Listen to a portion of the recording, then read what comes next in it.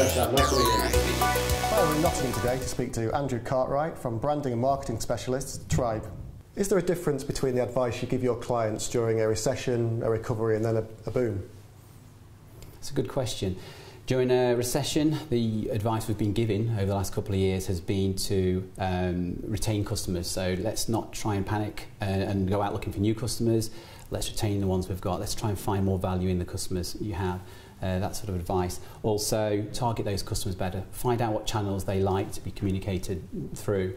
And social media, hugely popular at the moment, of course. So it's more about targeting and retaining. Recoveries, and we speak to our clients about just keeping the confidence. If you've come through the recession, if you've come through a difficult time, you're doing something right. Don't panic. There is a little trend we find for people to start afresh, new financial year nearly. Let's paint the doors, let's paint the outside, let's refresh the brand. We tend to just sort of advise that we don't do that. Let's look at your processes, let's look at what we've learned throughout the sort of recession. Let's keep doing those things because you've done something right to get through that time.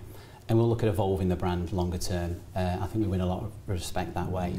During booms, quite a simple one to answer really. It's an ethos we have at Tribe, which is during the good times, don't believe you're in a hype. If it's easy, then you need to be planning for when it is tighter, what's next, and still communicating with the customers. Don't take them for granted. Don't think it's easy. If it is easy, then there's something just around the corner, and we tend to pass that on to our clients as well. How high is the skills level in your industry locally? Okay, probably 5 years ago I would have said it was thin on the ground. The digital age, if you like, was kicking in, and people, including us, were moaning a little bit. And has the talent gone down to London? Where is it? And I think it was more our fault than anything else. We weren't immersed enough in the industry. We weren't getting out there, networking, speaking to people, encouraging people, bringing people through the business. We're expecting to call up a recruitment specialist and get them to find me 5 candidates. I will interview them on Friday. And we've never done things that traditionally at Tribe, but that's one of the things we probably were doing too traditionally, too process driven. So what we've done now, we've tried to get more involved in the local community, immerse ourselves in the creative and digital industry, and there are people out there. So my answer would be, yeah, the skills are around, they're in and around Nottingham. Another trend, I think over the last 5 years you've had people who did drift down to London and they've come home as well, and they've come home to smaller agencies for the bigger positions. So that's a little trend we found as well. So yeah, the skills are around here.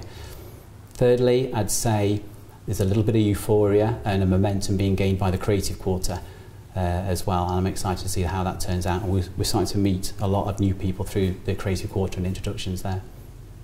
How do you compete with London agencies? Is it purely on price?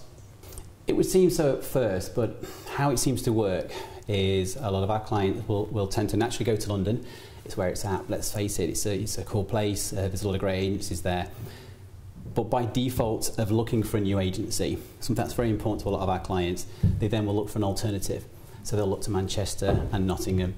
And when they do that, what they're actually looking for is the expertise they've just seen down in London at the agencies they've visited, but they're wanting local prices. And if you can do that, and there are a handful of agencies around Nottingham who can do that, including us, if you can offer London-based expertise at local prices, it's a winner. Usually it's a winner for us. Andrew, is the creative quarter driving your industry forward?